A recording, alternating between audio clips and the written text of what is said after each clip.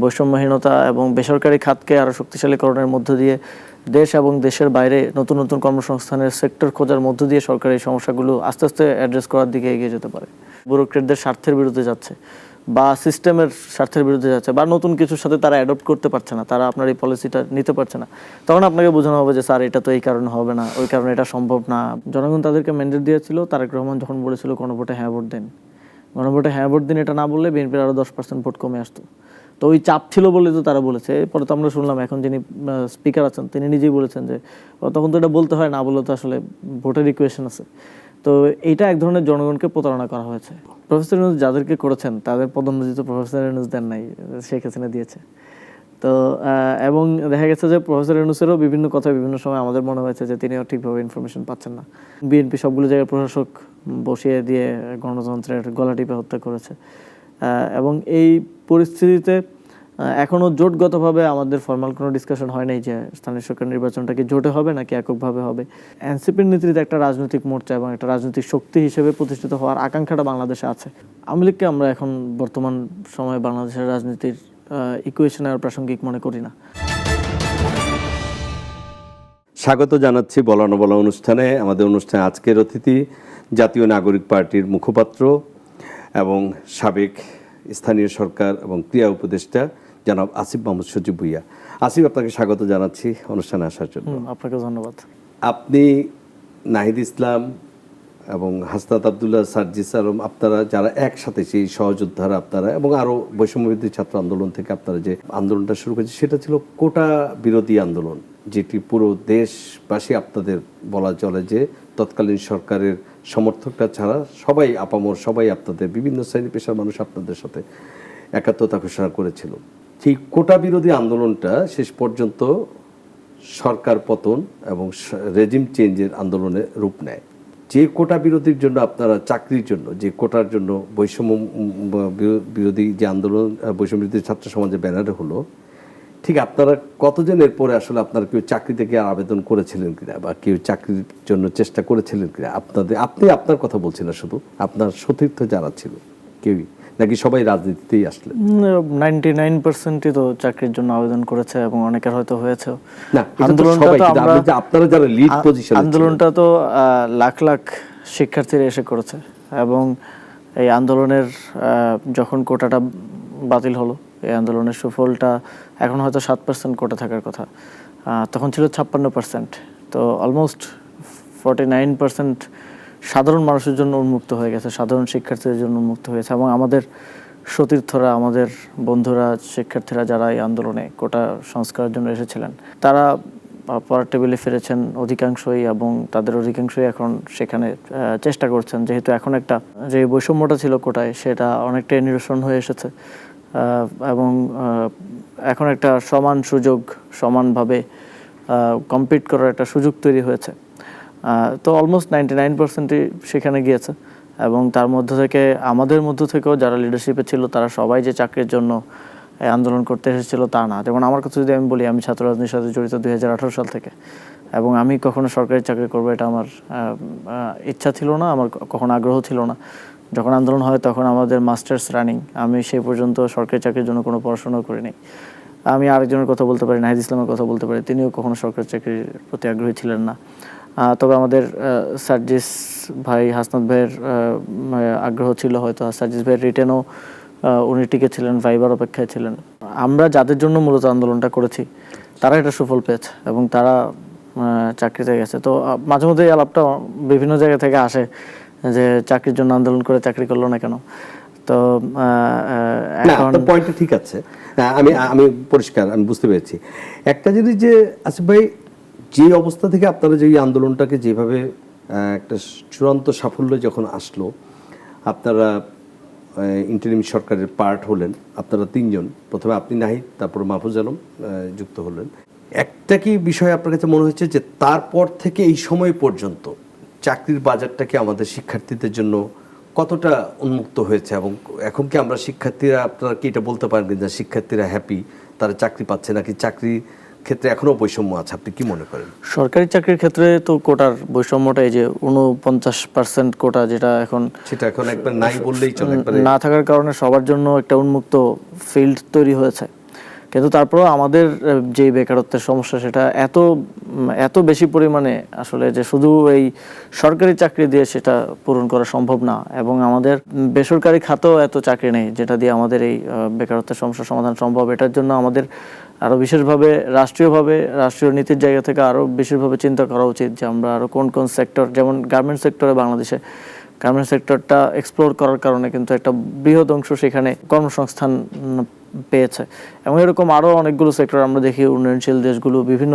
নতুন নতুন সেক্টর নিয়ে আসছে তাদের দেশে, এবং সেখানে তাদের তরুণদেরকে চাকরির সুযোগ করে দিচ্ছে, কর্মসংস্থানের সুযোগ করে দিচ্ছে, উদ্যোক্তা তৈরির জন্য একটা সুন্দর ইকোসিস্টেম তৈরি করছে, যাতে করে যারা চাকরি করতে চায় না, যারা নিজে কিছু করতে চায়, ব্যবসা করতে চায়, উদ্যোক্তা হতে চায়, তাদের জন্য একটা সুন্দর ইকোসিস্টেম থাকার ফলে তারাও সেটাতে কাজ করতে পারছে। আমরা পার্শ্ববর্তী বিভিন্ন দেশে দেখি। তো বাংলাদেশে এটা শুধু একদিকে ফোকাস দিলে হবে না যে আমি সরকারি চাকরি বাড়িয়ে দিব বা বেসরকারি খাত, এটা একদম চারিদিকে আমাদেরকে দেখতে হবে, এবং দেশের বাইরেও আমাদের তরুণদের জন্য কর্মসংস্থানের সুযোগ তৈরি করতে হবে, সহজলভ্যতা তৈরি করতে হবে, এবং এই বেকারত্বের যেই ভাস্ট প্রবলেম, এটা একদিকে যেমন আমরা প্রবলেম হিসেবে দেখি, আরেকদিকে আমাদের এই যে ডেমোগ্রাফিক ডিভিডেন্ড আমরা এনজয় করছি, যেখানে ইউথদের পরিমাণটা বেশি, তাদেরকে আমরা আমাদের যদি শ্রমশক্তিতে রূপান্তরিত করতে পারি, এটা আমাদের জন্য আবার অ্যাডভান্টেজও। তো এটার জন্য নীতিগত জায়গায় কাজ করা প্রয়োজন, এবং এখানকার স্টার্ট আপ ইকোসিস্টেম থেকে শুরু করে চাকরির বাজারে বৈষম্যহীনতা এবং বেসরকারি খাতকে আরও শক্তিশালীকরণের মধ্য দিয়ে দেশ এবং দেশের বাইরে নতুন নতুন কর্মসংস্থানের সেক্টর খোঁজার মধ্য দিয়ে সরকার এই সমস্যাগুলো আস্তে আস্তে অ্যাড্রেস করার দিকে এগিয়ে যেতে পারে। আপনি দীর্ঘদিন রাষ্ট্র পরিচালনার দায়িত্বে ছিলেন, এবং আপনাকে বলা হয় যেহেতু আমাদের ছাত্রদের প্রতিনিধিত্ব করেছেন সেই সরকারে আপনারা তিনজন, আপনারা ঠিক কি কাজ করেছেন আমাদের এই তরুণ সমাজের জন্য, কি করে এসেছেন যেটা এই সরকার এখন ধারাবাহিকভাবে এটা এগিয়ে নিচ্ছে, নাকি এখন এটা এসে থেমে গেছে, বা আসলে আপনারা সেই সময়ের মধ্যে যতটুকু সময় দায়িত্ব পালন করেছেন তার মধ্যে খুব বেশি কিছু করতে পারেননি? না, অ্যাজ এ হোল ইউথের জন্য যদি কাজ করতে হয়, এটা পুরো গভর্নমেন্টের আসলে পলিসি থাকতে হয়, এবং সেই অনুযায়ী গভর্নমেন্টকে রান করতে হয়। আমার জায়গা থেকে আমি যুবকীয় মন্ত্রণালয়ের দায়িত্বে ছিলাম, স্থানীয় সরকার পল্লী উন্নয়ন সমবায় মন্ত্রণালয়ের দায়িত্বে ছিলাম। অন্তর্বর্তীকালীন সরকারের সময় আমি 16 মাস দায়িত্বে ছিলাম। সরকার যদিও প্রায় 18 মাসের মতো, সরকার 18-19 মাসের মতো মেয়াদ ছিল। সরকারের সময় দ্বিতীয় সর্বোচ্চ নিয়োগের দিক থেকে, মানে কর্মসংস্থান সৃষ্টির দিক থেকে সরকারিভাবে দ্বিতীয় সর্বোচ্চ নিয়োগ দিয়েছে স্থানীয় সরকার মন্ত্রণালয়, এবং আমরা শতভাগ স্বচ্ছভাবে এই নিয়োগগুলো দেওয়ার চেষ্টা করেছি, এবং অনেক বড় বড় নিয়োগ যেগুলো আটকে ছিল বিগত সময়, বিভিন্ন সরকারি নিয়োগগুলো বিভিন্ন আইনি জটিলতা, এই জটিলতা ওই জটিলতা আসলে আটকে থাকে। এই জন্যই আমরা প্রতি বছর শুনি যে 5 লাখ সরকারি চাকরি, সরকারি পদ শূন্য আছে, 4 লাখ পদ শূন্য আছে, কারণ এগুলো বিভিন্ন জটিলতা আটকে থাকে। তো সেগুলো আমরা খুব প্রিসাইজলি ডিসিশন নিয়ে আমি নিয়োগ প্রক্রিয়াগুলো দ্রুত সম্পন্ন করার চেষ্টা করেছি, এবং আমরাই স্বরাষ্ট্র মন্ত্রণালয় সবচেয়ে বেশি নিয়োগ দিয়েছে, পুলিশ, আনসার সহ বিভিন্ন বাহিনীতে, এবং দ্বিতীয় সর্বোচ্চ হিসেবে স্থানীয় সরকার মন্ত্রণালয় নিয়োগ দিয়েছে। এর বাইরেও যুবকীয় মন্ত্রণালয় থেকে আমরা অনেকগুলো প্রশিক্ষণ কার্যক্রম হাতে নিয়েছি, এবং পূর্ববর্তী প্রশিক্ষণ কার্যক্রমগুলোকে সামনের দিকে এগিয়ে নিয়ে গিয়েছি। এর মধ্যে ড্রাইভিং প্রশিক্ষণ আছে, ফ্রিল্যান্সার ট্রেনিং আছে, আমরা আর্টিফিশিয়াল ইন্টেলিজেন্স ট্রেনিংও শুরু করেছি, আমরা নতুনভাবে শুরু করেছি একটা আত্মরক্ষা প্রশিক্ষণ আমরা শুরু করেছি। তো এগুলোর মাধ্যমে আমাদের ইউথদের স্কিল ডেভেলপমেন্ট করাটা ছিল আমাদের মূল উদ্দেশ্য, এবং আমাদের যেসব তরুণরা কোনো ধরনের এমপ্লয়মেন্ট, কোনো ধরনের পড়াশোনার মধ্যে নেই, যাদেরকে বেকার বলে আর কি, প্রায় 9 লাখ তরুণের জন্য একটা বড় প্রশিক্ষণ কর্মসূচি আমরা ওয়ার্ল্ড ব্যাংকের সহযোগিতায় চালু করেছিলাম, সেটা এখন চলমান আছে। এর মাধ্যমে 9 লাখ তরুণ প্রশিক্ষণ পাবে, এবং তারা কর্মক্ষেত্রের জন্য প্রস্তুত হবে। তো এগুলোর মাধ্যমে তরুণদের স্কিল ডেভেলপমেন্ট সহ আধুনিক বিশ্বের সাথে তাল মিলিয়ে চলার জন্য আমি আমার জায়গা থেকে আমার দায়িত্বে থাকা অবস্থায় চালু করে দিয়ে এসেছি। কিন্তু স্বাভাবিকভাবে এটা যত বড় পরিসরে আসলে করা প্রয়োজন, সেই পরিমাণ ক্যাপাসিটি অথবা সেই পরিমাণ মনোযোগ দেখা যায় যুব উন্নয়ন অধিদপ্তর সাধারণত স্কিল ডেভেলপমেন্ট ট্রেনিংগুলো দিয়ে থাকে। তা কিন্তু যুব উন্নয়ন অধিদপ্তরের বাজেটের আছে, সীমাবদ্ধতা আছে, যে সরকারের আরও স্বাস্থ্য খাতে, শিক্ষা খাতে আরও প্রায়োরিটি থাকার কারণে দেখা গেছে এই খাতটা অবহেলিত থাকে অনেক সময়, এবং এই খাতে আমি দায়িত্বে থাকাকালীন বারবার বলেছি যে আমাদের একটা বাজেট বৃদ্ধি করা প্রয়োজন, কিন্তু বাজেট বৃদ্ধিটাও এমন একটা প্রসেস যেটা একবারে 50% বা 40% ইনক্রিমেন্ট হয় না, বছরে বছর 5% 2% কখনো কমে যায় বাড়ে, এভাবে হয়। তো সব মিলিয়ে যথাসম্ভব চেষ্টা করেছি, যেই চ্যালেঞ্জগুলো তরুণদের আছে, যেই চ্যালেঞ্জগুলো আমরা ফেস করে গিয়েছি, স্কিল ডেভেলপমেন্টের অপর্যাপ্ততা কিংবা কর্মসংস্থানের অপর্যাপ্ততা, সেগুলো ফুলফিল করার।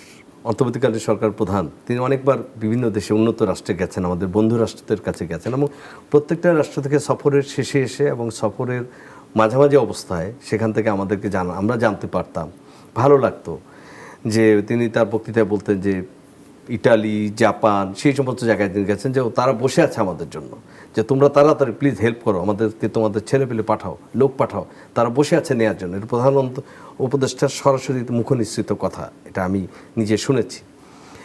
প্রধান উপদেষ্টা তৎকালীন আপনাদের সরকারের মুখপাত্র, প্রধান উপদেষ্টা মুখপাত্র বলতেন যে সামিটটা হচ্ছে বিডার চেয়ারম্যানের আশিকের অধীনে, এটা হওয়ার পরে দেশে চাকরির বাজার বয়ে যাবে, বন্যা বয়ে যাবে, চাকরির বন্যা। আসলে এগুলো কিছুই হয়নি।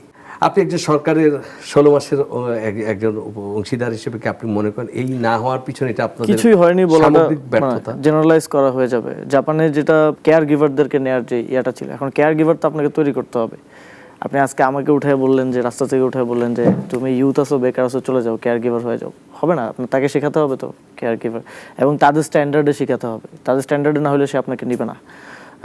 আমরা তো এখানে হাজার হাজার মালয়েশিয়া থেকে, হাজার হাজার সৌদি আরব থেকে হাজার হাজার ভিসা এনে লেবার পাঠানোর কথা বলছি না, বা বলি নাই। স্পেসিফিক কিছু সেক্টরে লোক পাঠানোর কথা বলেছিল। আমার জানা মতে বাংলাদেশে কেয়ার গিভারদের ট্রেনিং কয়েকটা চলছে অলরেডি। একই সাথে তাকে ভাষাও শেখাতে হয়, কিন্তু আপনি চাইলেই বলবেন যে আজকে 10,000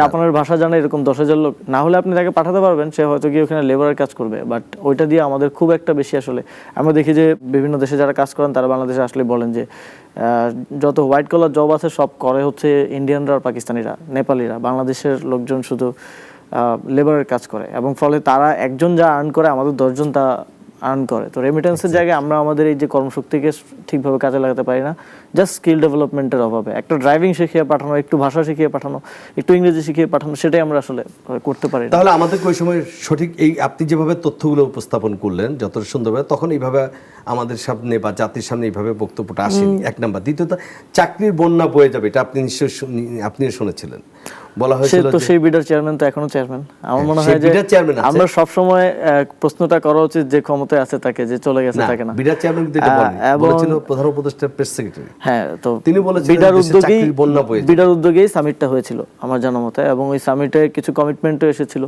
যে বাংলাদেশে বিনিয়োগ আসবে। কিন্তু বাংলাদেশে বিনিয়োগের এমন মানে বাংলাদেশে যারা বিনিয়োগ করেন বা করছেন তাদের সাথে যদি আপনি কখনো, আমরা সরকারে থাকতে বা এখনো বিভিন্ন আন্তর্জাতিক সংস্থার সাথে আমাদের আলোচনা হয়, বৈঠক হয়, তো তাদের একটাই সমস্যা যে মানে কিছু কিছু সংস্থা 20 বছর আগে বাংলাদেশে বিনিয়োগ করে রেখেছে, জমি কিনে রেখেছে, কিন্তু কিছু করতে পারে নাই। তার এখানে গ্যাসের লাইন দিচ্ছে না সরকার, তার এখানে বিদ্যুতের লাইন দেওয়া হচ্ছে না, তার এখানে পলিসি সাপোর্ট দেওয়া হচ্ছে না, তার ফাইল আটকে আছে। অন্তত 23টা নাকি 24টা ক্লিয়ারেন্স লাগে, অর্গানাইজেশন ক্লিয়ারেন্স লাগে, সেটা সে পাচ্ছে না। তাহলে এই যে মানে বিনিয়োগের কমিটমেন্ট আসার পরে এই চাকরির বন্যা বয়ে যাওয়ার জন্য তো সেটার এক্সিকিউশন লাগবে মাঠে। কমিটমেন্টটা যখন আসে তখন তো আসলো, তখন আমরা শুনি যে $20 বিলিয়ন বিনিয়োগ আসতেছে, কিন্তু এই বিনিয়োগটা ট্রুলি মানুষকে কর্মসংস্থান দেওয়ার পর্যায়ে যাওয়ার জন্য তার 20 বছর লেগে যাচ্ছে। অনেকে বিরক্ত হয়ে চলে যাচ্ছে যে জায়গা একটা কিনছি থাক বাংলাদেশে, যদি চলে যাই।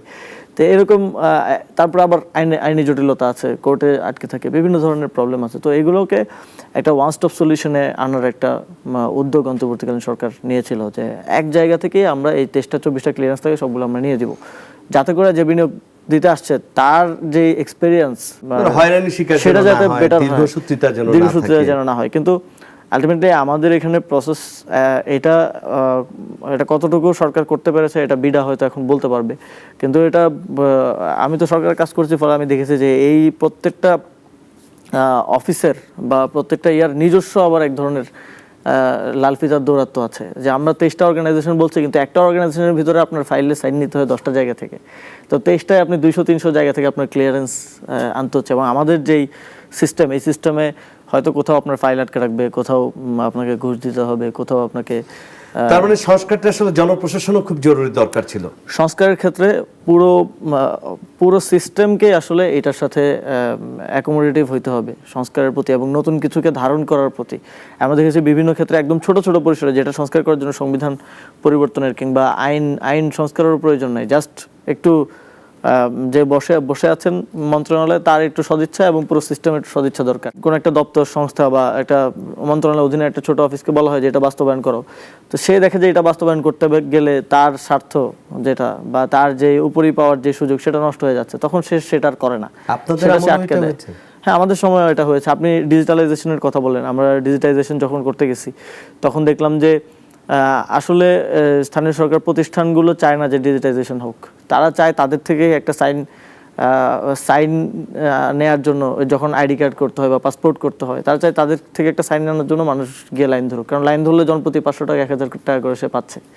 তো এটা যখন ডিজিটাইজড হয়ে যাবে তখন তো তার ডিজিটালি সে সাইন দিবে, তার এখানে কোনো মানব সংস্পর্শ থাকছে না। ফলে ঘুষ নেয়ার, এই যে 500 টাকা 1000 টাকা করে ঘুষ নেয়ার, এটা সবাই ফেস করে যেই আইডি কার্ড করতে যায় বা পাসপোর্ট করতে যায়। দেখা যায় ইউনিয়ন পরিষদ থেকে, উপজেলা পরিষদ থেকে কোনো একটা কাগজ আনতে যায়, মানুষের জন্ম সনদ, মৃত্যু সনদ। আসিফ মাহমুদ শরীফ ভাইয়া, প্রশ্নটা এখানেই, তাহলে এই সিস্টেম আপনাদের সময় তো জাতির সবচেয়ে প্রত্যাশা ছিল যে আপনারা এটা বদলায় দিয়ে আসতে পারবেন। আপনারা যদি উদ্যোগ নিয়েও থাকেন, যদি ওই সময় এটা কার্যকরিতা না হয়, বদল না হয়ে থাকে, আর কবে বদলাবে? এখানে জাতির প্রত্যাশা ছিল, কিন্তু অনেক ক্ষেত্রে দেখা গেছে যে আমরা বিভিন্ন সেক্টর থেকে সহযোগিতা পাই নাই। আপনি যদি দেখেন যে আমাদের এনবিআর একটা সংস্কারের উদ্যোগ নেওয়া হয়েছিল, যে রাজস্ব সংগ্রহে একটা বড় ধরনের লুটপাট হয় প্রতি বছর, এবং এটা বিভিন্ন স্টাডিতে আমরা দেখি এটা লক্ষ কোটি টাকার উপরে, এবং অনেক প্রতিষ্ঠানকে রাজস্ব মাফ করে দেওয়া বা সিস্টেমে তাদেরকে করার মধ্য দিয়ে সেখান থেকে লুটপাটটা হয়। তো সেটার জন্য এনবিআর একটা সংস্কারের উদ্যোগ নেওয়া হয়। তখন আমরা দেখলাম যে এনবিআর এর অফিসাররা তারা আন্দোলনে নেমে গেলেন যে এটা করতে দেওয়া যাবে না, এবং আমরা সেখানে দেখলাম রাজনৈতিক দলের ইন্ধন সেখানে যুক্ত হলো, কারণ রাজনৈতিক দলগুলো দেখা যায় সেখান থেকে তারা হয়তো ভাগ পায়, তারা হয়তো সেটার একটা অংশ। তো ফলে এই যে রাজনৈতিক অসহযোগিতা এবং সদিচ্ছার অভাব, সিস্টেমের সদিচ্ছার অভাব, সেটার কারণে অনেক কিছু করা সম্ভব হয় নাই। তো নতুন সরকার এসে তারা সেই অধ্যাদেশটা বাতিলও করে দিল। তো এটার মধ্য দিয়ে আমরা বুঝলাম যে তখন এনবিআর যে আন্দোলন হয়েছিল সেটা এই বিএনপির যোগসাজশে হয়েছিল, এবং তারা এক ধরনের কনসার্নে পড়ে গেছিল যে এনবিআর যদি এই লুটপাটটা না হয় তাহলে আমাদের যে শেয়ার সেটা তো আমরা সেখানে পাবো না। ফলে তারা এখন এসে অধ্যাদেশটাও বাতিল করে দিল। দেখ, আপনারা এখন বুঝতে পেরেছেন, জানি না হয়তো এর ভিতরে কি আছে। একটা জিনিস আপনি খেয়াল করেন, আপনি কি মনে করেন আসিফ মাহমুদ শরীফ ভূঁইয়া, এই 18-20 কোটি লোকের দেশে এই দেশটাকে শাসন করা খুব কঠিন কাজ? অনেক কঠিন এবং কমপ্লেক্স একটা কাজ, এবং এটা খুব এরকম না যে অনেকে হয়তো মনে করে যে চেয়ারে বসে যে অর্ডার দিলেই হয়ে যায়, এটাই ভাবে আসলে ফাংশন করে না। এবং প্রথম দিকে আমি মনে করতাম যে জাস্ট সদিচ্ছা থাকলেই বোধহয় সম্ভব, এটা বললেই হয়ে যাবে বা এটা করা ইজি। কিন্তু যখন সিস্টেমের মধ্যে ঢুকে দেখলাম যে কিভাবে প্রসেস করতে হয়, তখন দেখলাম যে যারা নীতি নির্ধারকের জায়গায় থাকে তারা হয়তো ওইভাবে ডিপ ডাউন গিয়ে কাজ বাস্তবায়ন করে না, বা করার তাদের হয় না, সময় হয় না বা হয় না। ফলে দেখা যায় যে ব্যুরোক্রেসি থেকে বা বিভিন্ন জায়গা থেকে অসহযোগিতা থাকে এবং ভুল বোঝানো হয়। আপনি একটা জিনিস করতে চাচ্ছেন, এটা দেখা যাচ্ছে যে ব্যুরোক্রেটদের স্বার্থের বিরুদ্ধে যাচ্ছে বা সিস্টেমের স্বার্থের বিরুদ্ধে যাচ্ছে, বা নতুন কিছুর সাথে তারা অ্যাডপ্ট করতে পারছে না, তারা আপনার এই পলিসিটা নিতে পারছে না। তখন আপনাকে বোঝানো হবে যে স্যার এটা তো এই কারণে হবে না, ওই কারণে এটা সম্ভব না, বাস্তবায়ন। তো পরে আমি দেখলাম যে না, কোনো কাজই করা যাচ্ছে না প্রথম কয়েক মাস। তারপর আমি ভাবলাম যে না, আমার নিজের এবার ঢুকতে হবে যে কেন হচ্ছে না, ভিতরে গিয়ে বসা, শাখার সাথে বসা এবং জুনিয়র অফিসারদের সাথে বসা, যে এটা কী করলে সমাধান সম্ভব। তো ওই পর্যায়ে সাধারণত মন্ত্রীরা গিয়ে কাজ করে না, তারা জাস্ট হায়ারার্কি অনুযায়ী সচিবকে ইনস্ট্রাকশন দেয়, কাজ হলে হয়, না হলে হয় না, বা সচিব তার ইচ্ছা মতো যেভাবে করে। বাট আমি চেষ্টা করেছি যে একেবারে কাজটা নিজের মতো করে বের করে নিয়ে আসা যায় কীভাবে। যেমন কিছু কাজ পেরেছি, কিছু কাজ পারি নাই।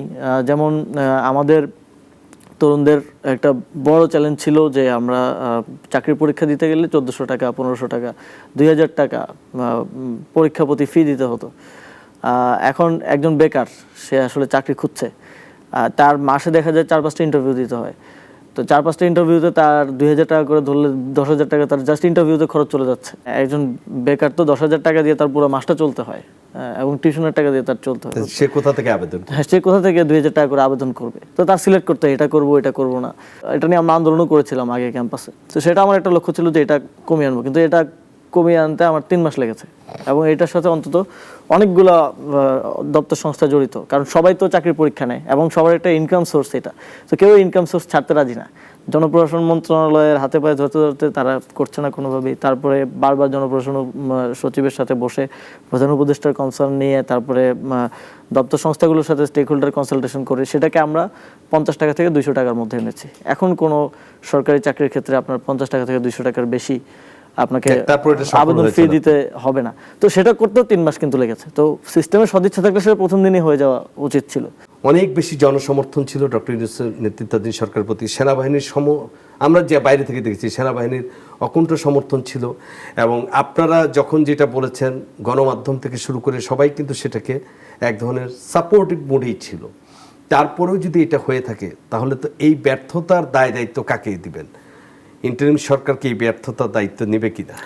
এখন সরকারকে বারবার বলা হয়েছে যে আপনাদের তো লেজিটিমেসি নেই, বৈধতা নেই। সরকার যখন প্রথম সংবিধান পুনর্লিখনের উদ্যোগ নেওয়া হয় বা কথাগুলো যখন যাচ্ছিল, আলী রিয়াজ স্যার বলেছিলেন, তখনও তিনি সংস্কার কমিশনে আসেন নাই, পুনর্লিখনের কথা বলেছিলেন। সেটা ব্যাপক রাজনৈতিক বিরোধিতার মুখে পড়েছে। এবং এই যে যেটা বললেন যে মিলিটারি এস্টাবলিশমেন্ট সবার সহযোগিতা ছিল না এই সরকারের সাথে, এবং এইখানে অনেক পাওয়ার ক্ল্যাশ হয়েছে। সরকারের মধ্যে ক্ষমতার কেন্দ্র এক জায়গায় কখনোই ছিল না, ভিন্ন ভিন্ন জায়গায় ছিল। এবং অনেক ক্ষেত্রে আমি মনে করি যে সরকারও অনেক সিদ্ধান্ত নেওয়ার ক্ষেত্রে কঠোর হতে পারে নাই। সরকারও সিদ্ধান্ত নেওয়ার ক্ষেত্রে বারবার চিন্তা করেছে যে সবাইকে খুশি রেখে সিদ্ধান্ত নেওয়া। তো সবাইকে খুশি রেখে সবসময় শাসন কার্য পরিচালনা করা যায় না। আমরা যেটা জানি যে আপনাদেরকে প্রচুর সমর্থন ছিল, আর্মি অ্যাডমিনিস্ট্রেটরের সমর্থন ছিল, এবং সেই সময় তো আসলে যেই শেখ হাসিনা সরকারের যে রেখে যাওয়া প্রশাসন ছিল সেখানে আপনারা অনেক চেঞ্জও এনেছিলেন। যারা বিগত সময়ে বঞ্চিত ছিল তাদেরকে আপনারা, আমরা দেখেছি ঢালাওভাবে 150-200 করে মানে করা হয়েছে। তো তারপরেও যদি বলেন যে সেই অ্যাডমিনিস্ট্রেশন সহযোগিতা ছিল না বা আপনারা পাননি বা ক্ষমতার ভর অনেক জায়গায় ছিল, একটা প্রশ্ন করতে চাই, এই কথাগুলো তখন কেন আপনারা বললেন না? আমরা তখনও বলেছি, তখন খুব স্পষ্টভাবে সবাই দেখেছে যে অ্যাডমিনিস্ট্রেশনের এত পদোন্নতি আমাদের সরকারের সময় হয়েছে, সেই অ্যাডমিনিস্ট্রেশনকেও যখন আমরা একটা আইন পরিবর্তন করতে গেলাম যেটার মাধ্যমে আসলে ব্যুরোক্রেটদেরকেও দ্রুত সময়ের মধ্যে শাস্তি দেওয়া যায় বা চাকরি থেকে বরখাস্ত করার একটা হয়, তখন আপনি দেখবেন যে সচিবালয়ের ভিতরে আন্দোলন হয়েছে। আমরা সচিবালয়ে ঢুকতে পারি নাই। এবং আপনি দেখবেন যে প্রায় 20 দিনের মতো আমি নিজে অফিসে যেতে পারি নাই। প্রধান উপদেষ্টাকে ঘেরাও করে রাখা হয়েছিল দক্ষিণ সিটি কর্পোরেশনের একটা বিষয়কে কেন্দ্র করে। তো ওই সহযোগিতা বিতর্কগতভাবে তো অনেক ইকুয়েশন আছে, অনেক জায়গা থেকে অনেক কিছু ওর চেষ্টা করা হয়েছে। কিছুদিন আগে আমাদের পার্টির আহ্বায়ক তিনি সংসদেও বললেন যে আমাদের কাছে 2টা উপায় ছিল, এর একটা হচ্ছে আর্মির হাতে ক্ষমতা তুলে দেয়া। তো এরকম অনেক ইকুয়েশন ছিল, অনেক চাপ ছিল, তার মধ্য থেকে যতটুকু পারা যায় ততটুকু করা। তবে একটা জিনিস আমি মনে করি আত্মসমালোচনার জায়গা থেকে, যে এই সরকার অনেক ক্ষেত্রে, যেটা একটু আগেও আমি বললাম, কঠোর হতে পারে নাই ডিসিশন নেওয়ার ক্ষেত্রে। সবাইকে খুশি রেখে ডিসিশন নিতে গিয়ে সে অনেক ডিসিশন নিতে পারে নাই, বাস্তবায়ন করতে পারে নাই। যেখানে গভর্নমেন্টের ডিসক্রিপশন ছিল, ডিসক্রিপশন ফলানোর বা সরকারের সিদ্ধান্ত দেওয়ার বিষয় ছিল, সেখানে সেই সিদ্ধান্তগুলো অন্যদের উপরে দেওয়ার চেষ্টা করেছে। এবং সংস্কারের ক্ষেত্রেও, লেজিটিমেসির ক্ষেত্রেও একটা গণঅভ্যুত্থানের লেজিটিমেসি থাকা সত্ত্বেও যা যা করার এখতিয়ার তার ছিল, সেটাও দেখা গেছে রাজনৈতিক দলগুলোর মাধ্যমে লেজিটিমাইজ করে আনার চেষ্টা করতে গিয়ে অনেক ক্ষেত্রে অনেক কিছু। এই সিদ্ধান্তটা কে নিত, এই যে সবাইকে খুশি রাখার? এটা কি প্রফেসর ইউনূস নিজেই নিতেন? এটা আমার প্রধান উপদেষ্টাই নিতেন, এবং ওনারও একটা দৃষ্টিভঙ্গি হয়তো ছিল জাতীয় ঐক্য রক্ষার স্বার্থে, একটা নির্বাচনের পরিবেশ, সুন্দর রাজনৈতিক পরিবেশ রক্ষার স্বার্থে হয়তো উনি সবার। উনি তো সরাসরি বলতেন যে আমার নিয়োগকর্তা হচ্ছে ছাত্ররা, মানে আপনাদেরকে মিন করতেন, এবং বলতেন যে তাদের যে অফুরন্ত শক্তি সেটাই আমার বড় শক্তি। আমার মনে আছে তার বক্তব্যের কোড অ্যান্ড কোড আমি বলছি। এবং তার প্রেস সেক্রেটারি থেকে বলা হতো সেনাবাহিনীর সাথে তার সবচেয়ে এখন ভালো সম্পর্ক। গত পরশুদের সংসদের শেষ সমাপনী দিনও সালাউদ্দিন আহমেদ বলেছিলেন ওই সরকার ছিল 2টা দলের, একটা জামাত এবং এনসিপির, একটা ছিল যমুনার ভেতরে আর একটা ছিল যমুনার পাশে, সবচাইতে বেশি সুসম্পর্ক ছিল। আপনার কাছে একটু জানতে চাই আসলে সেই সময় সেনাবাহিনীর ভূমিকা কি ছিল? সালাউদ্দিন আহমেদ যখন এই কথাটা বলেন তখন তার পাশে নাকি পেছনে আমাদের সাবেক অ্যাটর্নি জেনারেলের দিকে তাকিয়ে বলা উচিত, কারণ তার পেছনেই তো আমাদের সাবেক অ্যাটর্নি জেনারেল, এখন যিনি আইনমন্ত্রী, সাবেক নিরাপত্তা উপদেষ্টা, এখন যিনি পররাষ্ট্রমন্ত্রী, রাষ্ট্রের অন্তত সর্বোচ্চ গুরুত্বপূর্ণ 2টা মন্ত্রণালয়ের দায়িত্বে যারা আছেন, তাদের দিকে তাকালে হয়তো তিনি এটা বলতেন না, তিনি বলতে পারতেন যে সরকারে আমাদেরও। এবং আমরা দেখেছি যে সরকারের সবসময় একটা ইয়ে ছিল যে বিএনপি যদি নাখোশ হয় এমন কিছু সরকার আসলে করতে চাইতো না। সবচেয়ে বড় দল হিসেবে সবসময় বিএনপিকে খুশি রেখে সরকারের সব কিছু করার একটা মানসিকতা আমরা সরকারের মধ্যে থেকেও দেখেছি। আমরা এটার বিভিন্ন সময় সমালোচনা করেছি এবং আমরা নির্বাচনের পরে দেখলাম যে কেন এগুলো হতো। কারণ ডক্টর মোহাম্মদ ইউনূসের সবচেয়ে কাছের একজন উপদেষ্টা, তিনি এখন সরকারের পররাষ্ট্রমন্ত্রী হলেন এবং নির্বাচনের আগে রহস্যজনকভাবে তিনি ডিসিএসপিদের বদলিতে প্রভাব বিস্তার করা শুরু করলেন। এবং আমরা দেখলাম যে আমরা যখন তিনি মন্ত্রী হলেন তখন আমরা বুঝতে পারলাম যে এটার সাথে কেন তিনি এত আগ্রহী ছিলেন ডিসিএসপিদের বদলি নিয়ে, কারণ বিএনপি ক্ষমতায় আনার প্রয়োজন ছিল। তো এই কথাও আছে যে সরকারের একটা অংশ বিএনপিকে ক্ষমতায় আনার জন্য খুব ক্লোজলি কাজ করেছে, খুব গুরুত্বপূর্ণ জায়গায় বসে কাজ করেছে। একজন নিরাপত্তা উপদেষ্টার হাতে রাষ্ট্রের সকল গোয়েন্দা সংস্থার কন্ট্রোল সেন্টার, এবং এর বাইরেও তিনি যখন ডিসিএসপিদের বদলিটা করেন, তার মানে আপনি পছন্দের লোক পছন্দের জায়গায় বসিয়ে একটা সরকার নির্বাচনকে প্রভাবিত করার একটা প্রশ্ন থেকেই যায়।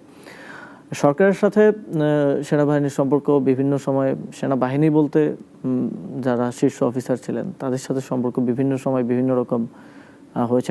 তবে বেশিরভাগ সময়ই আমার জানা মতে বা আমি যতটুকু বুঝতে পেরেছি, সবসময় তো আসলে যমুনার ভিতরে কি হয় সেটা সবসময় মন্ত্রীদের বোঝা সচিবালয়ে বসে হয়ে ওঠে না আর কি।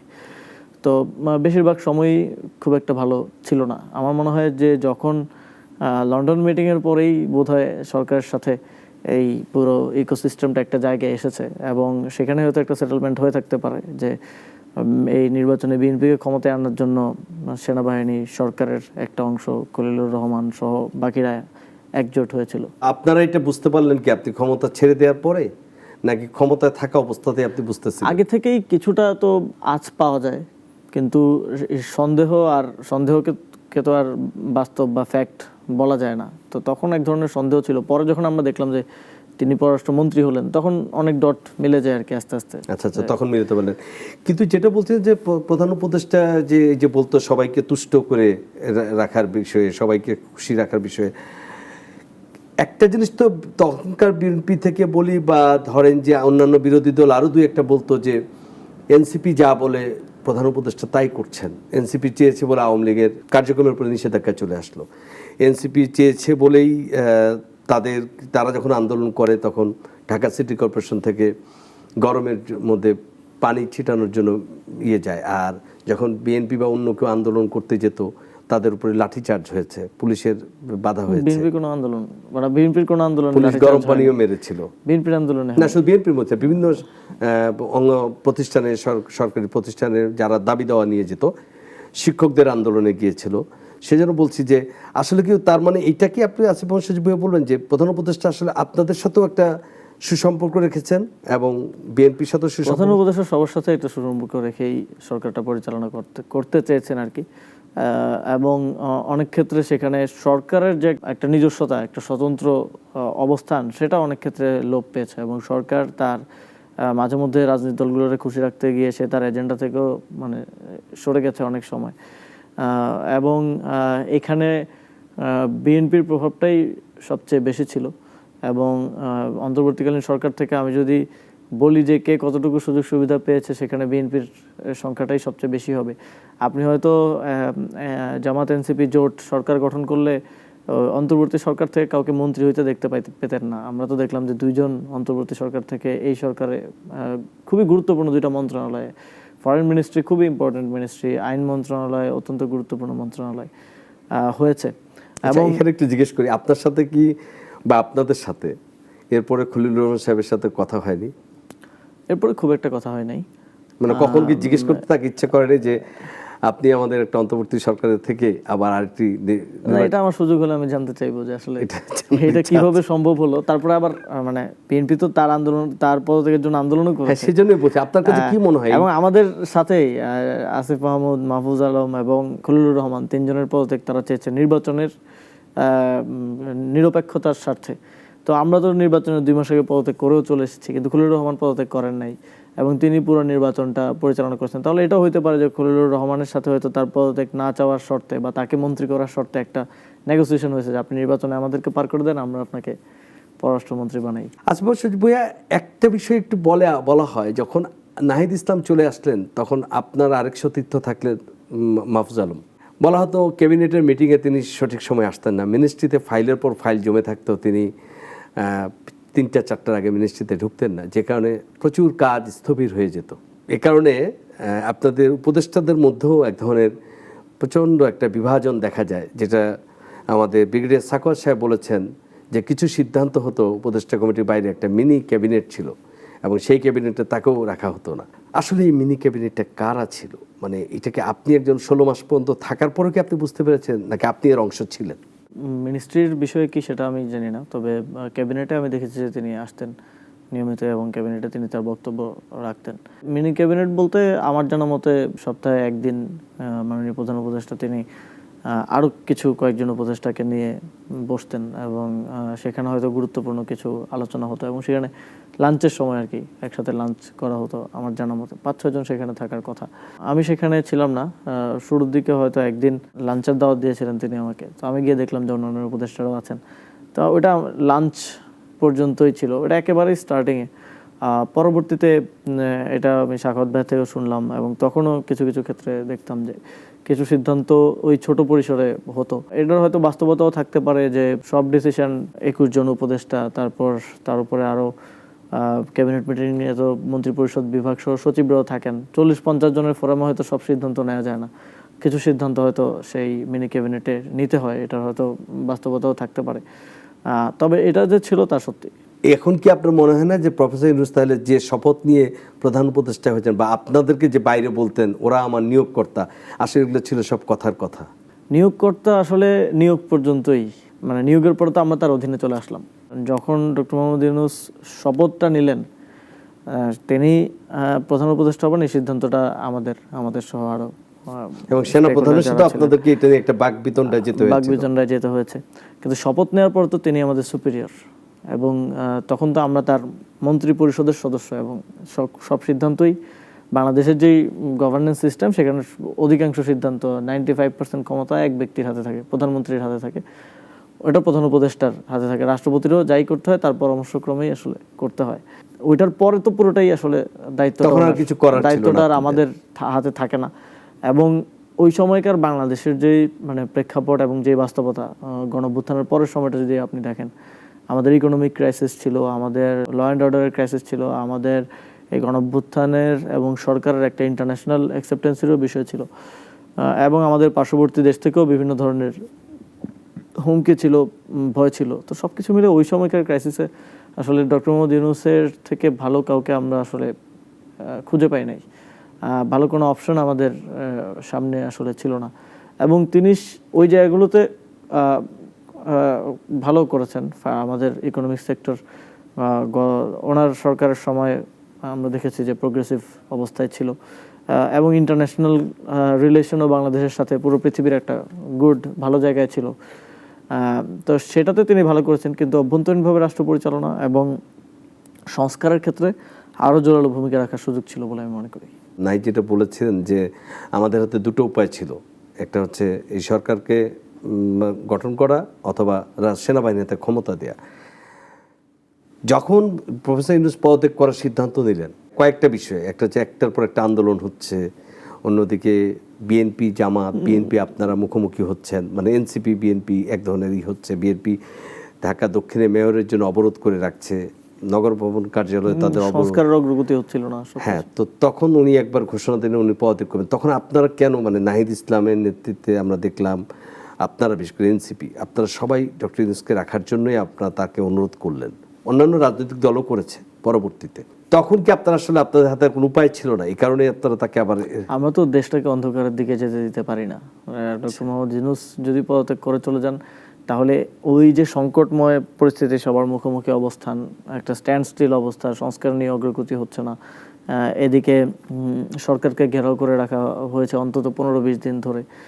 তো এই পরিস্থিতি যদি তিনি পদত্যাগ করতেন, তাহলে দেশ একটা মানে গৃহযুদ্ধের দিকেও যেতে পারতো। রাজনৈতিক দলগুলোর মধ্যে কোনো মতৈক্য নাই, কোনো বোঝাপড়া নাই, একটা বড় রাজনৈতিক দল সরকারকে ঘেরাও করে রাখছে, এবং তখন আপনি যদি সরকারহীন একটা অবস্থার মধ্যে পড়ে যান এবং আবারও একটা জটিলতার মধ্যে দেশ চলে যায়, তাহলে তো এটা দেশের জন্য ভালো কিছু হতো না। এবং ওই বিবেচনা থেকেই সেই সময় সরকার টিকিয়ে রাখার স্বার্থে সেই জন্য আপনার ওই অনুরোধটা আমরা অনুরোধ করেছি, এবং আমরা ছাড়াও অন্যান্য রাজনৈতিক দলগুলো বসেছে এবং ওই সমাধানের পথ খুঁজেছে, এবং পরবর্তীতে মোটামুটি একটা আন্ডারস্ট্যান্ডিংয়ে এসেছে যে আমরা। আপনার কি মনে হয় ক্ষমতার ভর যদি আসলে শুধু প্রফেসর ইউনূসের কাছেই থাকতো বা শুধু আপনাদের কাছেই থাকতো, আপনারা সকল সংস্কার করেই তারপরে নির্বাচনটা দিতেন? বা এই যে আজকে যে হতাশার কথা বললেন যে একটা রাজস্ব বোর্ডে যায় অধ্যাদেশটা বাতিল করে দিল, এরকম আরও অনেকগুলো অধ্যাদেশ পাস হয়নি যেগুলো আপনাদের অনেক সোচ্চার ছিলেন আপনারা, সেক্ষেত্রে সেনাবাহিনী যদি সম্পূর্ণ সমর্থন আপনাদের সাথে থাকতো তাহলে নির্বাচনটা 2026-এ না হয়ে 2027, 28, 29-এ চলে যেত? নির্বাচন 2026-এও হতে পারতো, কিন্তু যদি আপনি যেটা বললেন যে ক্ষমতার ভরকেন্দ্র যদি আমাদের হাতেই থাকতো, তাহলে হয়তো আমরা এই সংবিধানটা রাখতাম না। আমরা একটা এবং আমরা নির্বাচন হয়তো আর আগেও দিয়ে দিতে পারতাম, আমরা গণপরিষদ নির্বাচন দিতাম, এবং গণপরিষদ নির্বাচনের মাধ্যমে আমরা যে সেকেন্ড রিপাবলিকের কথা বলি সেটা বাস্তবায়ন সম্ভব হতো। এবং গণপরিষদে স্বাভাবিকভাবে বিএনপি অনেক শক্তিশালী রাজনৈতিক দল, আওয়ামী যাওয়ার পরে সবচেয়ে বড় তারা, জামাতে ইসলামী আছে, এনসিপি আছে, তো হয়তো বিএনপিরই সংখ্যাগরিষ্ঠতা থাকতো, কিন্তু তারপরেও আমরা একটা নতুন সংবিধান পেতাম। আমরা ওই 72-এর সংবিধানে, মুজিববাদী সংবিধানে আমাদেরকে আটকে থাকতে হতো না। তা আমাদের হাতে থাকলে হয়তো নির্বাচন পরে না, আরও আগেই হয়ে যেতে পারতো।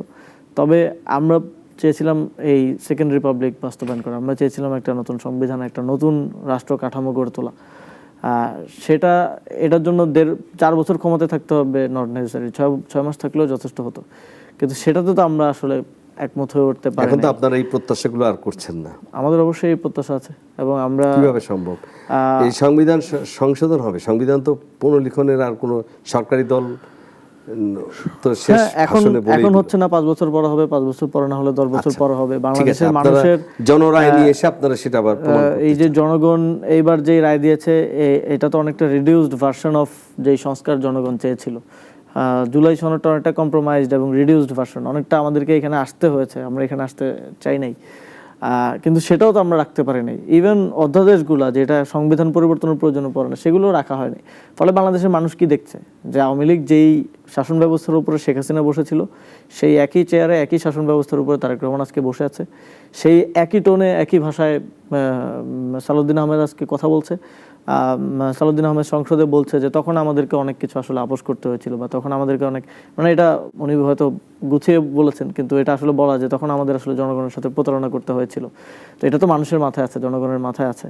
তো এই কথাগুলো যদি ওনারা নির্বাচনের আগে বলতেন, আমার মনে হয় না ওনারা নির্বাচন। তবে বিএনপি এটা আপনাকে বলতে হবে, যেহেতু একটি নির্বাচিত সরকার এবং তাদের বিপুল জনসমর্থন তারা প্রমাণিত হয়েছে, ফলে তারা তাদের জায়গাটা বলতে মনে করে যে জনগণ আমাদেরকে যে ম্যান্ডেট দিয়েছে আমরা সেই ম্যান্ডেট অনুযায়ী করবো, যদি না ভালো হয় তাহলে পরের বার আমাদের ম্যান্ডেট দিবে না। জনগণ তাদেরকে এটার উপরে ম্যান্ডেট দেয় নাই। জনগণ তাদেরকে ম্যান্ডেট দিয়েছিল তারেক রহমান যখন বলেছিল গণভোটে হ্যাঁ ভোট দেন, গণভোটে হ্যাঁ ভোট দিন, এটা না বললে বিএনপির আরো 10% ভোট কমে আসতো।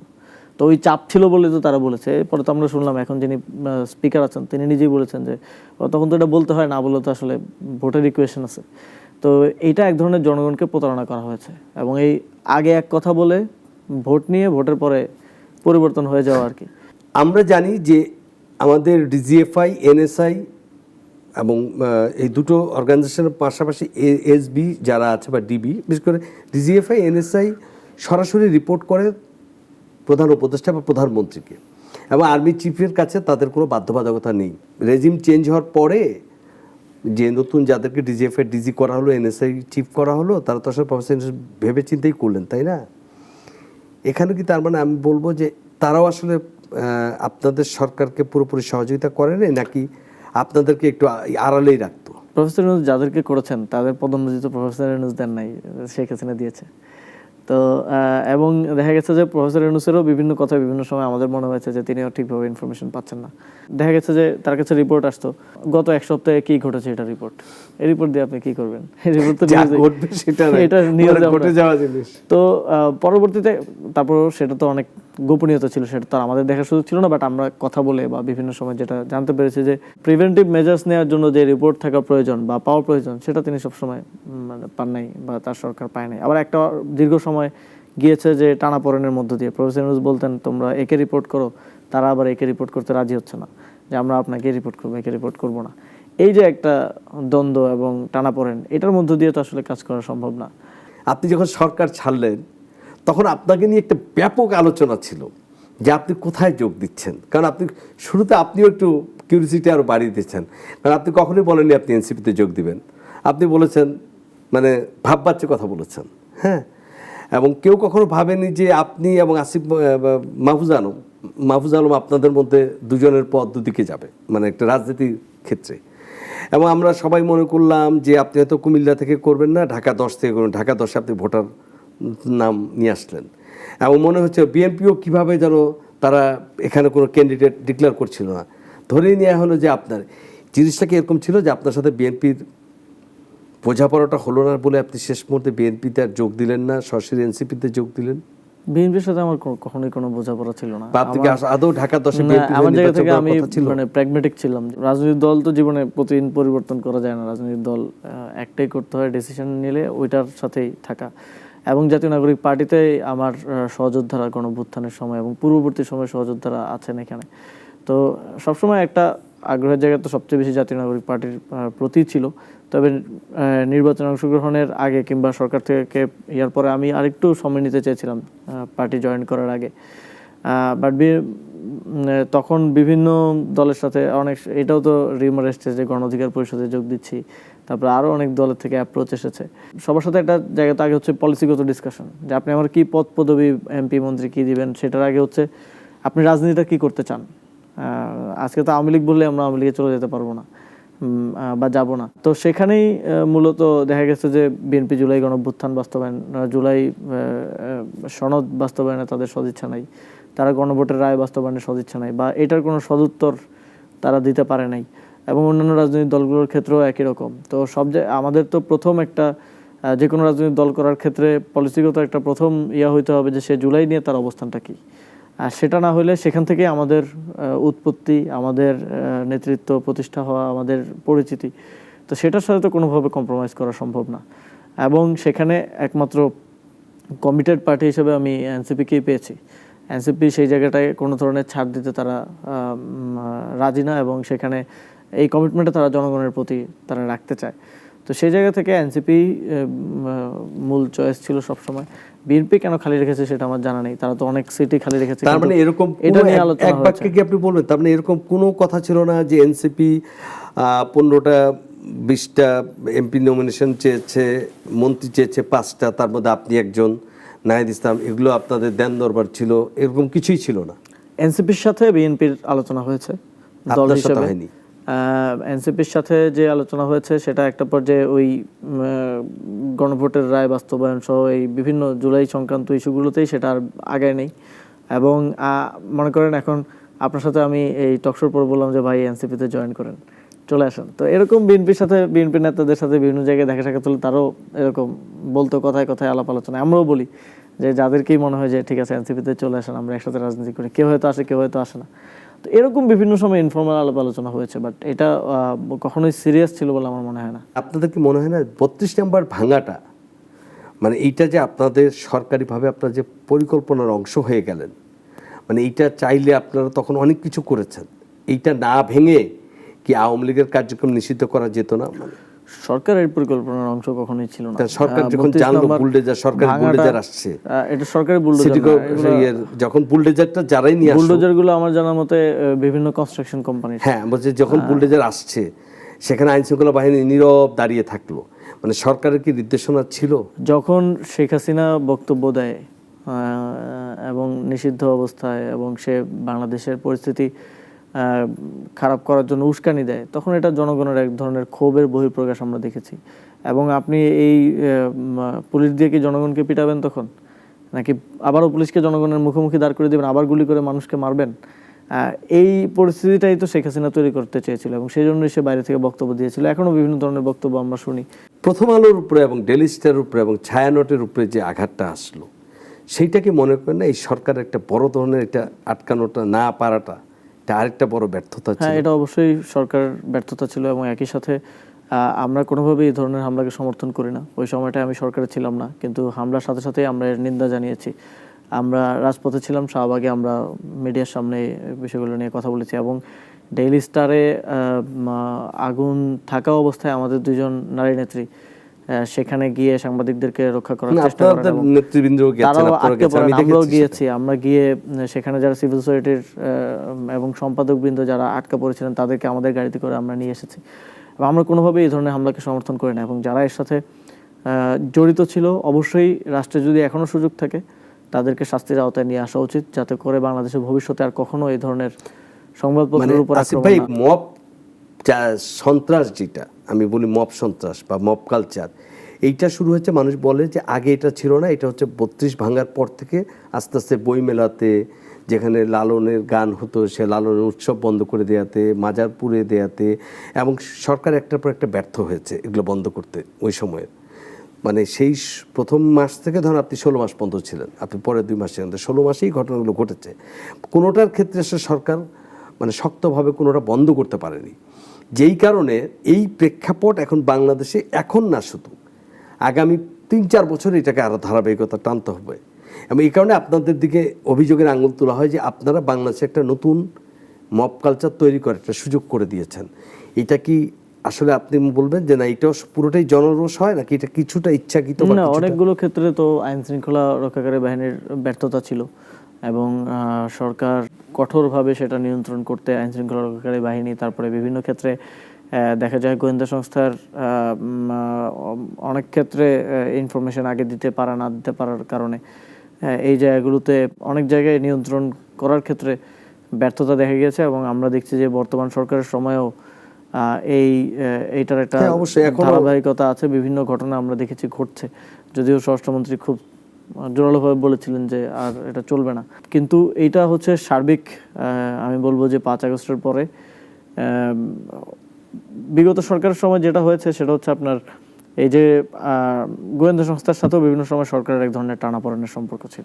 তারও যে ইনফরমেশনটা, যে এরকম একটা ঘটনা ঘটবে 2 দিন আগে যখন গোয়েন্দা সংস্থা জানতে পারে, আমরা বিশ্বাস করি অবশ্যই জানতে পারার কথা, তখন 2 দিন আগে বললে তো এই জিনিসটার একটা আইন শৃঙ্খলা রক্ষাকারী বাহিনীর সাথে একটা এবং লোকাল অ্যাডমিনিস্ট্রেশনের সাথে একটা সমন্বয়ের মাধ্যমে কিন্তু সমাধান করা যায়। সরকার যে অনেক কিছু থামায় নাই তাও না, অনেকগুলো আরও অনেক খারাপ কিছু হতে পারতো, সেগুলো সরকার নিয়ন্ত্রণ করেছে, যেটা যত সময় ইনফরমেশনটা পাওয়া গেছে। অনেক ক্ষেত্রে ইনফরমেশন পাওয়া যায়নি, অনেক সময় ইনফরমেশন হয়তো দেওয়া হয় নাই।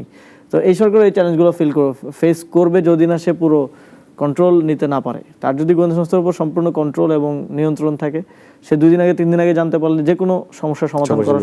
মাহফুজ আলম, আপনাদের নিয়ে মাঝে মধ্যে লিখেন, দেখি এখন এক সময় সহযোদ্ধা, সর্বশেষ সংসদের ভিতরে একরকম বাইরে একরকম, উনি একটা স্ট্যাটাস দিলেন আপনাদেরকে নিয়ে।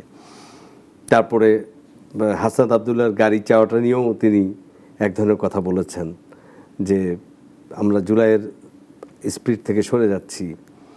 তো আপনাদের মধ্যে কি একটা বড় বিভেদ তৈরি হয়ে গেল, কি আদর্শিক নাকি এটা সামাজিক বিভেদ? মাহফুজ ভাই হয়তো এনসিপির যে বর্তমান স্ট্র্যাটেজি, রাজনৈতিক কৌশল, এটার সাথে তিনি একমত না। তিনি এটা পাবলিকলি বলেছেন যে জামাতের সাথে জোটে যাওয়া এবং এতদ সংক্রান্ত অনেকগুলো বিষয় নিয়ে তিনি ভিন্নমত পোষণ করছেন এবং তিনি একটা প্ল্যাটফর্ম রান করছেন এবং এমনকি আরও আগে এনসিপিতে ছিলেন, তারা এখন এনপিএ নামের আরও একটা প্ল্যাটফর্ম আছে। তো অনেকে বিভিন্নভাবে বিভিন্ন উদ্যোগ নিয়ে কাজ করছে, আমরা এটাকে অ্যাপ্রিসিয়েট করি। তবে মাহফুজ ভাইয়ের ক্ষেত্রে আমার মনে হয় যে আমাদের পূর্ববর্তী আন্দোলনের সময়ও বিভিন্ন জায়গায় ইন্টেলেকচুয়ালি উনি আমাদেরকে সাপোর্ট দিতেন এবং এখন তিনি মনে করছেন যে এনসিপির সাথে কর্মপদ্ধতিগত জায়গায় হয়তো একটা বিরোধ আছে বলে তিনি এখন ভিন্নমত পোষণ করছেন। তো এটাকে আমরা সম্মান জানাই, শ্রদ্ধা করি, কিন্তু আলটিমেটলি আমরা মনে করি কিছু জায়গা যেখানে আমাদের সবার একটা বোঝাপড়া থাকা দরকার এবং ন্যাশনাল ইন্টারেস্টে জুলাই গণঅভ্যুত্থানের বিষয়গুলোতে আই থিঙ্ক এইটাতে একমত থাকলে আপনার হয়তো দল ভিন্ন হতে পারে, প্ল্যাটফর্ম আপনার সাথে আমার মতের মিল নাই থাকতে পারে, আমি হয়তো ভিন্নভাবে রাজনীতিটাকে দেখতে পারি বা করতে চাইতে পারি। তো সেটাকে আমরা সম্মান জানাতে চাই, সেটাকে আমরা কোনো বৈরিতার সম্পর্ক বা এখনও যে তেমন বৈরিতার সম্পর্ক আছে তা না, এখনও মাহফুজ ভাইয়ের সাথে আমাদের বিভিন্ন সিনিয়র নেতৃবৃন্দের কথাবার্তা হয়, যোগাযোগ হয়, কিন্তু কিছু জায়গায় ওনার ডিসেন্ট থাকতে পারে, আমাদেরও থাকতে পারে ওনাকে নিয়ে, এবং বাকিদেরকে নিয়েও যারা গণঅভ্যুত্থানের সময় আমাদের সাথে ছিল এখন হয়তো আলাদাভাবে আছেন, বিভিন্ন বিভিন্ন সময় বিভিন্ন প্রেক্ষাপটে হয়তো আমাদের সাথে মতের মিল হয় নাই বা ইয়া হয় না, এটা কিন্তু ব্যক্তিগত পর্যায়ের সম্পর্ক, হ্যাঁ এটা পার্টির মধ্যেও হয়, বাইরে পার্টির মধ্যেও মাঝে মধ্যে তো সবার মত একরকম হয় না, তা তো অবশ্যই স্বাভাবিক। জামাত ইসলামের সাথে আপনাদের নির্বাচনী জোট হয়েছিল, সেই জোটের সাথে আপনাদের দল এবং জামাত ইসলাম এবং আরও যারা ছিল বিরোধী দলে তারা বসেছে, এই জোট একসাথে কতদিন পথ চলতে পারবে বলে মনে হয় আপনার?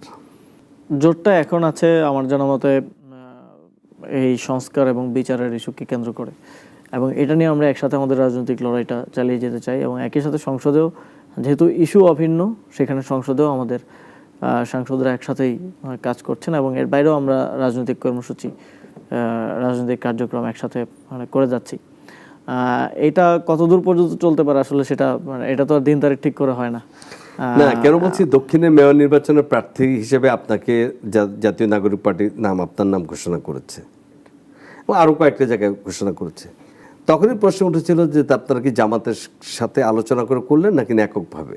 তা আপনাদের দল থেকে বলা হয়েছে এটা জাতীয় নাগরিক পার্টি দিয়েছে, যদি সমঝোতা হয় তখন দেখা যাবে জোটের জামাতের সাথে। জামাত ইসলাম থেকেও নাম এসে শোনা যাচ্ছে, সাদিক কায়েমের কথা, আপনার আসনেই তিনি প্রতিদ্বন্দ্বিতা করবেন ঢাকা দক্ষিণ থেকে, এবং এটা নিয়ে সামাজিক যোগাযোগ মাধ্যমে ব্যাপক চর্চা হচ্ছে, আপনি কি বলবেন?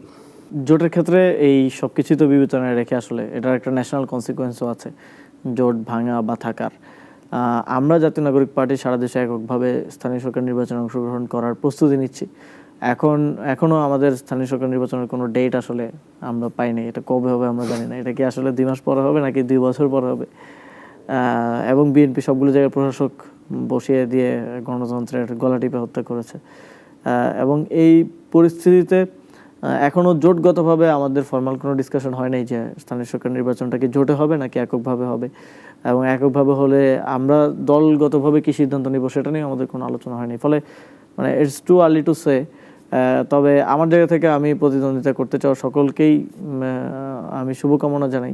জাতীয় নির্বাচনের সময় অনেক অভিযোগ থাকা সত্ত্বেও একটা জায়গায় সবাই একমত যে যথেষ্ট সুষ্ঠু একটা নির্বাচন হয়েছে, কিন্তু এখন আমরা সেটার বলতে পারছি না যে নির্বাচন কতটুকু সুষ্ঠু হবে, কারণ আমরা শুনছি যে যিনি প্রশাসকের সিটে বসে আছেন তিনি মেয়র সিটে বসে মেয়র ইলেকশন করবেন।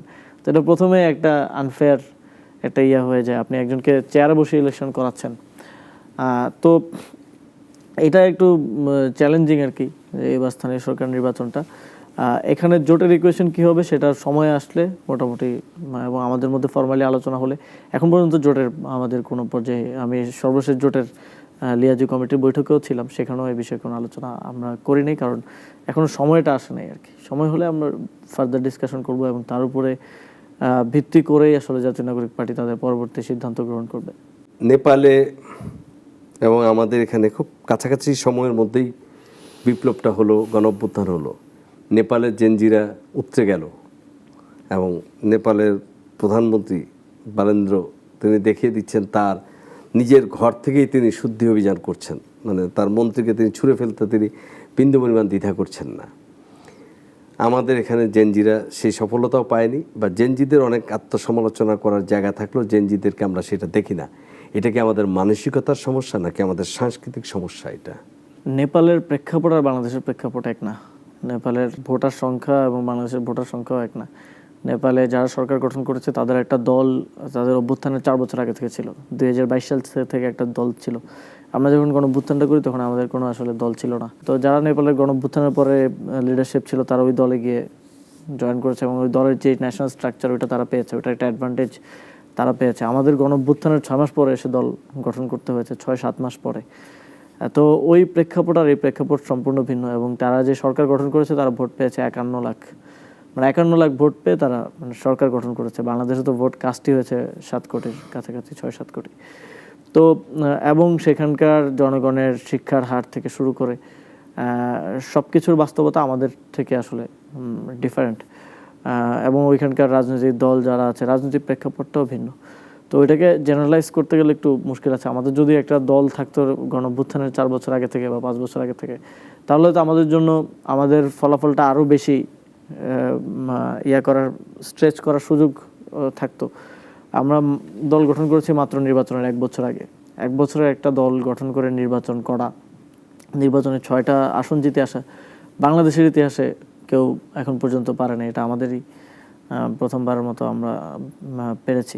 তবে এটা অবশ্যই আরও ভালো করার সুযোগ ছিল। আমরা সাংগঠনিকভাবে ওই পরিমাণ শক্তি অর্জন করতে পারি নাই, যেটা আমাদের করা উচিত ছিল। যেটা করতে পারলে হয়তো আমরা আরও ভালো ফলাফল নিয়ে আসতে পারতাম। এবং অবশ্যই গণঅভ্যুত্থানের পরে বিভিন্ন সিদ্ধান্ত গ্রহণের ক্ষেত্রে হয়তো নীতিগত অনেক ভুল বা এক্সিকিউশনে, বাস্তবায়নে আমরা করে উঠতে পারিনি। এবং এখানকার যে পলিটিক্যাল ইকোসিস্টেম আছে, এখানকার যে মানুষের মাইন্ডসেট আছে, সেটাও প্রভাব বিস্তার করেছে। বাংলাদেশের মানুষ সাধারণত নতুন কিছু অ্যাডপ্ট করতে একটু সময় নেয়, যে আর একটু দেখি, আরও সময় যাক, দেখি ওরা কী করে, কীরকম। তো এই সব কিছু মিলিয়েই আমার মনে হয় যে জাতীয় নাগরিক পার্টি আশানুরূপ ফলাফল না আনতে পারলেও এখন পর্যন্ত আমরা সংসদে 3য় বৃহত্তম দল হিসেবে প্রতিনিধিত্ব করছি। আমরা ইভেন ভোট শেয়ারও আমরা 3য়, কিন্তু আমরা মাত্র 30টা আসনে প্রতিদ্বন্দ্বিতা করেছি। হয়তো 300 আসন প্রতিদ্বন্দ্বিতা করলে আমরা আরও ভোট শেয়ারের দিক থেকে আরও ভালো রেজাল্ট আনতে পারতাম। তো সব কিছু মিলিয়ে জাতীয় নাগরিক পার্টি এখন পর্যন্ত ভালো কাজ করছে। এবং নির্বাচনের পরে আপনি দেখবেন যে সাধারণত বিরোধী দলে গেলে দলের লোকজন ছুটে যায়, দল থেকে চলে যায়, কিন্তু নির্বাচনের পরে আমাদের দলের লোকজন আসছে। আরও যারা এতদিন আমাদেরকে দেখছিলেন, সাংগঠনিক কার্যক্রম অনেক আমাদের সাংগঠনিক শক্তি বৃদ্ধি হচ্ছে। আপনাদের এই দলটা গঠনের পর থেকেই, মানে ধরেন সুশীল সমাজে এই আলোচনা আছে, টিআইবির লোকজনকে আমরা এই আলোচনা করতে শুনেছি। আবার ধরেন যে আপনাদের বিরোধী পক্ষ বলেছে যে একটি রাজনৈতিক দল যে ছেলেদের নিজস্ব কোনো স্বাবলম্বী অর্থ নাই, কিন্তু তারপরও তারা রূপায়ণ টাওয়ারে অফিস করে, এত বড় একটা দল চালাচ্ছে, আপনারা আপনাদের অর্থনৈতিক সোর্সটার কথা নিয়ে আপনাদের প্রসঙ্গ আপনারা যদিও অনেকবার বলছেন আমরা ওয়েবসাইটে দিয়ে দেবো, কিন্তু বলছেন সবাই দিলে আমরাও দিব, কারণ আমরা যাদের নাম বলবো তাহলে তারা বিপদে পড়বে, কালকে তারা আরেকটা দল তাদের কাছে চাইবে। এবং আপনাদের আয় ব্যয়ের হিসাবে স্বচ্ছতা, সেগুলো নিয়েও আপনাদের অপোজিশন থেকে অনেক প্রশ্ন আছে। এবং এগুলোর কারণে ওই যে বলা হয় না, একটা কথা বারবার বলতে বলতে মানুষ একটা সময় বিশ্বাস করতে থাকে। সবচেয়ে বড় কথা হচ্ছে আপনাদের যে জুলাই যোদ্ধা যারা বহু আহত হয়েছে বিভিন্নভাবে, তারা অনেক জুলাই যোদ্ধা এখন সাহায্যও পায় না, তারা বিভিন্ন সময় মিডিয়ার সামনে তারা বলে, সত্যি মিথ্যা আমরা জানি না। এবং যে জন্য পুরো রাগটা আপনাদের উপরে, তাদের আক্রোশটা এসে পড়ে যে আপনারা একজন গাড়িতে চলাফেরা করছেন, এমপি হয়েছেন, কিন্তু আমরা সংসদের ভিতরেও কয়েকদিন আগে দেখলাম যে কীরকম একটা অরাজকতা অবস্থা। এই সব কিছু দায়ভার কীভাবে মেটাবেন? সংসদে তো এটা এক্সপোজ হয়ে গেছে যে ভাড়াটে এবং দলীয় আহতদেরকে নিয়ে বিএনপি এটা করেছে। এটা অন্যান্য আহতরাই এই বিষয়গুলো সোশ্যাল মিডিয়ায় বিভিন্নভাবে তারা বলেছে। এবং দেখেন যারা যত্ন নেয় তাদের প্রতি সমালোচনাটা হয়। আপনি এখন একদম গ্রামীণ পর্যায়ে কোনো একজন আহত কিংবা শহীদ পরিবারের সদস্যের কাছে গিয়ে জিজ্ঞেস করেন যে নিয়মিত যোগাযোগ কে রাখে, আপনি খোঁজ পাবেন যে এনসিপি বা বৈষম্যবিরোধী ছাত্র আন্দোলনের এনসিপির নেতাকর্মীরা, ছাত্র শক্তির নেতাকর্মীরাই তাদের সাথে যোগাযোগটা রাখে, সমন্বয় করে। আমাদের প্রত্যেকটা স্থানীয় প্রোগ্রামে, জাতীয় প্রোগ্রামে আমাদের আহত এবং শহীদ পরিবারের সদস্যরা থাকেন, আমরা তাদের খোঁজখবর রাখি। এবং অর্থের উৎসের জায়গা থেকে আসলে পলিটিক্স করতে গেলে, মানুষের জন্য কাজ করতে গেলে মানুষই সহযোগিতা করে। আমরা ক্রাউড ফান্ডিং করি নিয়মিত, এবং আমাদের ডায়াসপোরার সদস্য যারা আছেন তারা দলকে একটা চাঁদা দেন। এবং আমাদেরকে অনেক ব্যবসায়ীরাও বিভিন্ন সময়, বিশেষ করে ছোট এবং মাঝারি ব্যবসায়ীরা, বড় ব্যবসায়ীরা আমাদের সাথে হয়তো অতটা ভালো সম্পর্ক নাই। এখন আমরা এটা অবশ্যই ট্রান্সপারেন্ট করতে চাই, কিন্তু এখানে কনসার্নটা হচ্ছে, মনে করেন এই যে আমাকে আপনি জিজ্ঞেস করছেন, আমাদেরকে সবাই জিজ্ঞেস করে, কিন্তু সালাউদ্দিন আহমেদকে কখনো কেউ জিজ্ঞেস করতে শুনবেন না যে আপনার অর্থের উৎস কী বা বিএনপির অর্থের উৎস কী। যেই ছোট এবং মাঝারি ব্যবসায়ীরা আমাদেরকে সহযোগিতা করছেন বা যারা ডায়াসপোরা থেকে চাঁদা দিচ্ছেন, তার নামটা যদি আমি পাবলিশ করি, সে যে কালকে একটা বিপদে পড়বে না এর কোনো নিশ্চয়তা নেই। তার নাম যদি আমি পাবলিশ করি, কালকেই তিনি যেখানে ব্যবসা করেন তার ব্যবসায়িক প্রতিষ্ঠানে কেউ গিয়ে চাঁদা চাইবে, বিএনপির কেউ গিয়ে চাপ দিবে যে আপনি এনসিপিকে কেন টাকা দেন। তো এই যে একটা সামাজিক অবস্থা বা একটা রাজনৈতিক পরিস্থিতির মধ্যে আমরা আছি, এই পরিস্থিতিটা এখনও ওই ট্রান্সপারেন্ট জায়গায় যাওয়ার মতো আসলে ইকোসিস্টেমটা গড়ে ওঠে নাই। আমি যদি নিশ্চিত হইতাম যে ব্যবসায়ী আমাকে সহযোগিতা করছে, দলকে সহযোগিতা করছে, তার নিরাপত্তা নিশ্চিত থাকবে, তাকে কেউ ডিস্টার্ব করবে না, তাহলে তো তার নাম বলতে আমার কোনো অসুবিধা ছিল না। এবং তারও ভয় পায় যে আমার নামটা যেন ভাই কোথাও না আসে। আপনাকে সহযোগিতা করলাম, আপনাদের রাজনীতি ভালো লাগে, আপনারা একটা ভালো কাজ করেন, কিন্তু আমার নামটা যাতে আবার না আসে।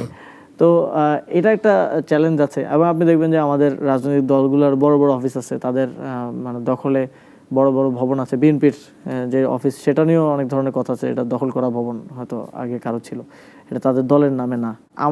আমরা তো জাস্ট একটা ফ্লোরে ছোট একটা জায়গা, আমাদের অফিসটা মনে হয় প্রায় 2800 স্কোয়ার ফিট, 2500 স্কোয়ার ফিট এরকম। অনেক সময় বেশি নেতা কর্মী চলে আসলে ভিতরে জায়গা হয় না, সাংবাদিক যারা আপনাদের কভার করতে যান সেটা বুঝতে ওনারা পারছি। খুব কষ্ট থাকেন।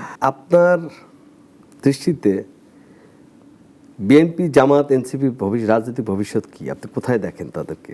আমি এনসিপিকে আগামী 9 বছরের মধ্যে বাংলাদেশের 10 বছর ক্ষমতায়, 10 বছর তো, 1 বছর তো প্রায় চলে গেছে, চলে যাচ্ছে আর কি। তো 10 বছর তো আমাদের আহ্বায়ক আরো 9 বছর পরে দেখেন। গত বছর বলেছিলেন, তো আমি অন্তত 9 বছরের মধ্যে দেখি এনসিপি ইনশাআল্লাহ বাংলাদেশের ক্ষমতায় থাকবে।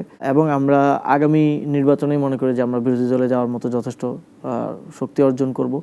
এবং এবারের নির্বাচনের আগেও একটা পরিস্থিতি ছিল যখন রাজনৈতিক দলগুলো এনসিপির নেতৃত্বে একটা জোট চাচ্ছিল এবং জোটের একটা আগ্রহ ছিল। আপনি দেখবেন যে আমাদের জোটে এখন আছেন বাংলাদেশ খেলাফত মজলিস, ওনাদের প্রধান যে মামুনুল হক হুজুর, তিনি তার বক্তব্যে মিডিয়াতেও বলেছেন যে আমরা এনসিপির জন্য এই জোটে আছি, আমরা এনসিপির সাথে রাজনীতিটা দীর্ঘমেয়াদে চিন্তা করি। আমাদের সাথে বৈঠকেও তিনি বলেন যে আমরা আপনাদের সাথে রাজনীতিটা চিন্তা করি যে দীর্ঘমেয়াদে আমরা করব।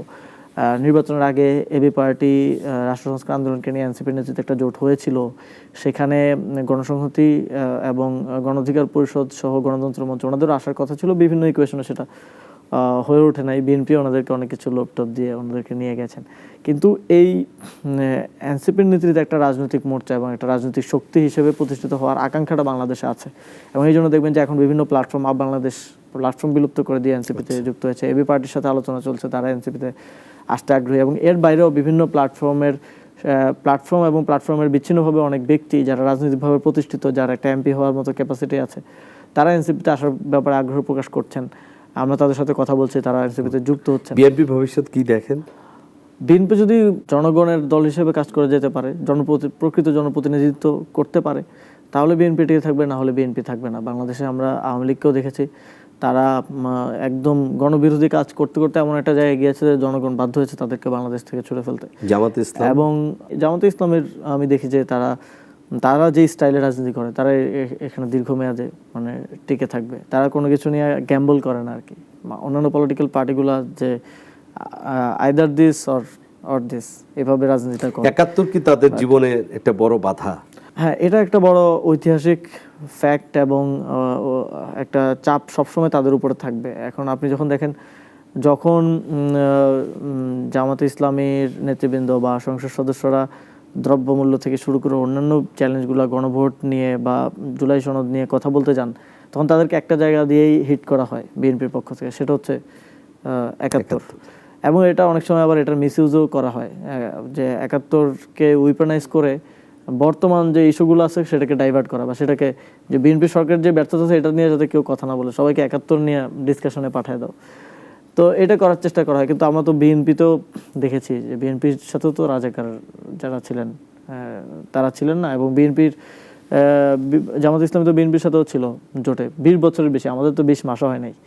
তো তখন আমরা বিএনপির টপ লিডারশিপকেই বলতে শুনেছি যে যারা আমাদের সাথে আছে তারা রাজাকার না, তাদেরকে ডিফেন্ড করতে শুনেছি। এখন আবার বিএনপি ভিন্ন কথা বলছে। আপনি বিভিন্ন সময় দেখবেন যে বিএনপি নেতাদের এখনকার কথা আর আগের কথা আর আসে, মানে তুলনা করে ভিডিও আসে। রাজনীতিতে শেষ বলে কিছু নাই আসলে। হ্যাঁ, রাজনীতিতে শেষ বলে কিছু নেই, তবে এটা আসলে সবার কর্মপন্থার উপরে ডিপেন্ড করবে, রাজনৈতিক দলগুলোর যে কে কতটুকু ভালো করবে ভবিষ্যতে এবং জনগণ কাকে সমর্থন করবে সেটা ডিপেন্ড। আপনাকে একটা জিজ্ঞেস করি, আপনি 3টা দলের কথা বললেন, আপনার দল সহ আওয়ামী লীগকে আপনারা কখনো মনে করেন না আওয়ামী লীগ ফিরবে?